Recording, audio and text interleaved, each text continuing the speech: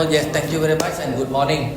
I don't take long time, but just make sure that I will finish in 1 hour conversation.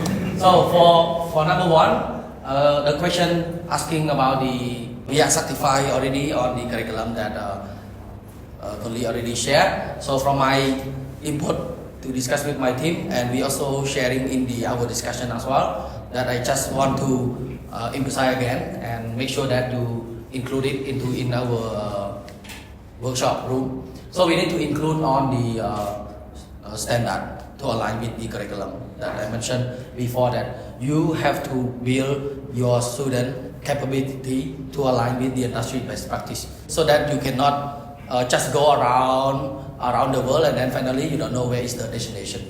So make sure that you align with the industry best practice, include with the telecom industry, banking industry, hospitality industry, or other industry, right? So the number two about the trend of technology, right? Our team already mentioned about AI, but we also serious on AI. Like they create the AI on cybersecurity part, because students, when they are playing with AI, sometimes they don't know how is a big risk from AI. So we need to include that for the student, and also machine learning. So by getting the machine learning, the student can have more capability to strengthen their capability on top of the cybersecurity and also the risk management.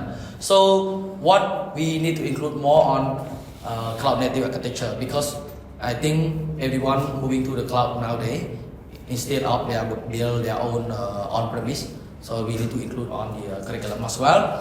And for me and for my team, we cannot sponsor you by providing the commercial part, but we can be a guest speaker and to support you to build a workshop, and also to share with you the webinar by online or by the on-site, and then we can just inform to school, and school can allow students to join with our webinar on that. Okay, so 3 of our company, we already have internship program, so make sure that you just send the CV, and then we can look out where we can put the internship student to ensure that they get proper practice. Okay, I still have 1 minute, right?